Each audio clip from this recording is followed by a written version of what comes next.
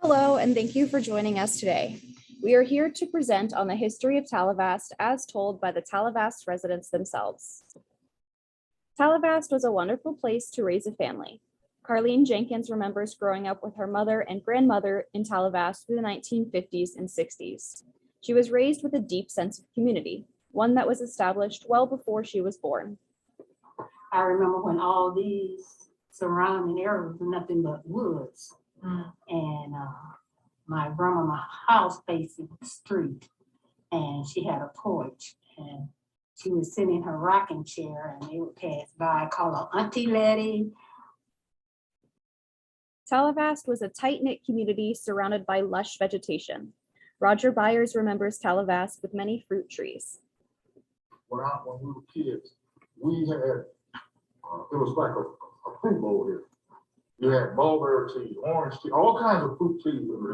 Color. The kid all had to do was plant for two, sit in and just eat. Tallevast was a village of people that shared holidays, collectively looked after the neighborhood children, and left their front doors open for visitors. The community, like everybody knows everybody, everybody takes care of everybody. I mean, you don't have to worry about your kids because everybody knows everybody's parents. Or if they don't know your name, they know where you live and who the child belongs to. Many residents remember the times when Tallevast felt like its own little world. But back when I was growing up, when somebody came into Tallevast, you knew who it was. Tallevast's connection to their community was influenced by the open spaces they had nearby. The community used a field that was a place to gather for social events and a place for Tallevast children to play, with a soccer field and a baseball diamond. The airport rented that property to the community center. We paid $1 a year to use that property. Residents remember Tallevast as a safe place, a place where people were connected and generous. But like many communities across the US, the vibrant social relationships Tallevast residents had with each other existed in contrast to the violent presence of American racism and the obvious structural inequalities in Manatee County present in the 1950s and 60s. An elder from the community, Lillian Granderson, now 94, remembers when the public colleges across Florida were still segregated. Back then, when I went to college, there were 3 colleges in Florida, state of Florida, 3 state colleges in the state of Florida. There was the University of Florida for all white men, Florida State, all white women, which was in Tallahassee, and Florida A&M University, which was all black, for both male and female. Lillian's niece, Beverly, remembers the changes to young children's lives in the 1960s when the schools started integrating in Florida. Well, when they got ready to integrate the schools, they didn't get the kids that already were in Bradenton and send them to the schools. They took the kids from Tallevast. They sent 6 of us from Tallevast to Onika Elementary. We were the first black kids to go to Onika Elementary and integrate Onika Elementary. When they built the middle school in Manatee County, they didn't take the black kids from the middle schools in Manatee County. They sent me, Joyce, and the same one that they sent to the elementary school. We never could figure that out. Why would they take just us and put us in the schools and not take the kids that was already in Manatee County and put them in the high school? But you never could figure out why they did that. There was another big change happening in Tallevast in the 1960s. The American Beryllium Company, ABC, took over operations of the local manufacturing plant from Visionary Inc. and moved their factory to 1600 Tallevast Road. ABC was owned by the L'Oreal Corporation, and when it arrived, the community was excited to have a company nearby that promised to employ many people with good pay. ABC manufactured ultra-precision machine parts from beryllium-containing metals. ABC was exclusive, and jobs there were often given to those who already had family working at the plant. Al Norris, a former worker of the plant, recalled feeling lucky to have a job there. I got lucky, maybe that place over there was it. You know, I had my uncles who worked over there, you know, and cousins, and I go, man, everybody's, boy, you get over that plant, man. Well, that's the money maker, you know. You know, they all had the white uniform, like the doctor's uniform. You know, we were big, I almost cussed them, but anyway, we were big time, you know, and I got lucky and Many of the people hired in Tallevast worked as janitors or deburrers at ABC. The deburrers did fine finishing work to various parts and pieces. The dust created from their sanding, which was filled with beryllium, would settle in a fine film all across the plant. The janitors would help clean up this dust. When I started working to American Beryllium, I was out of high school, and I think I started working there in the 80s.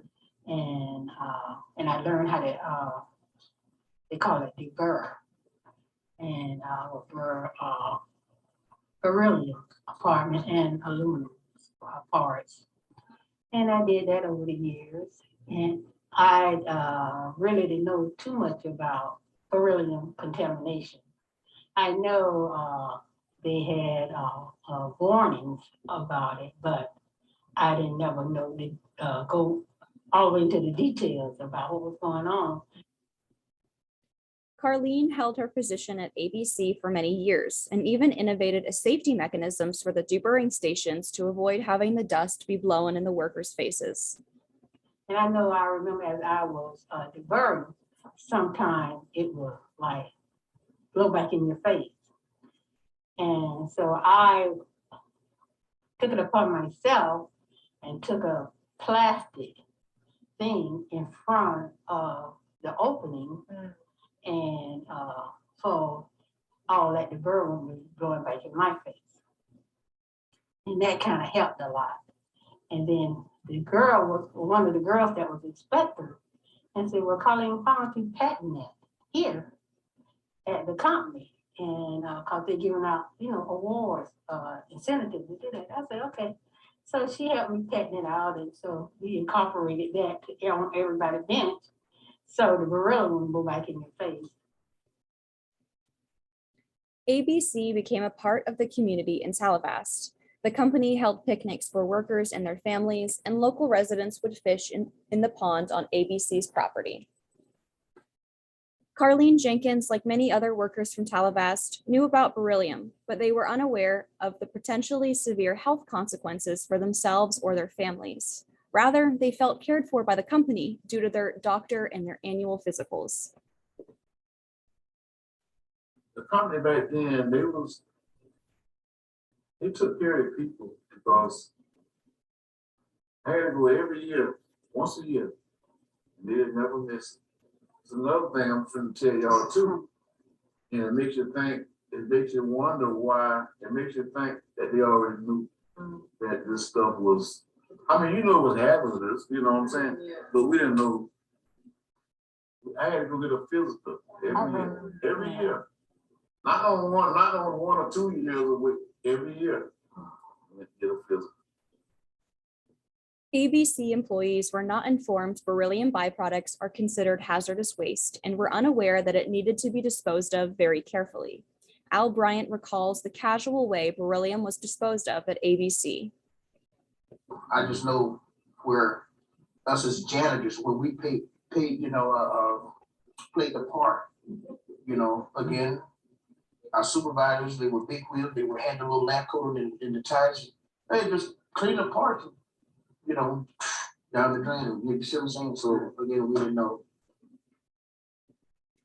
In 1997, Lockheed Martin assumed ownership of the L'Oreal Corporation, taking control of the beryllium manufacturing plant in Tallevast.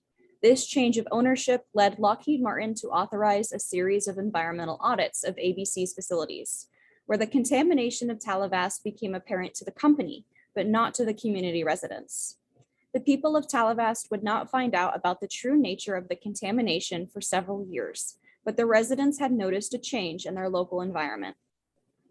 But even not only just the trees and the fruit trees, even the animals, they started running the animals. All, I mean, Tallevast, I remember red foxes running around here. All kinds of animals were plentiful around here because sometimes we would trap and eat those. But all that stuff, it's just, slowed down to the point where, because of all the developments and everything, of course, that happened when you have development, we know that, but I mean, it's like you stop seeing them before all the development started. Yeah. Yeah. Mhm. I don't know if the contamination had something to do with them, but they got scarce around here for the animals too. Although the future for Tallevast is unclear, one thing is certain: the residents care deeply for their community. It would be nice if it was like it was when I was a kid, but it wouldn't. Like I said, I don't think it'll ever be like that again. I don't think Tallevast is a black community. I don't think it'll ever be like it was again. Thank you all for listening, and a special thank you to those who volunteered for interviews and to Laura and Wanda for helping us organize them.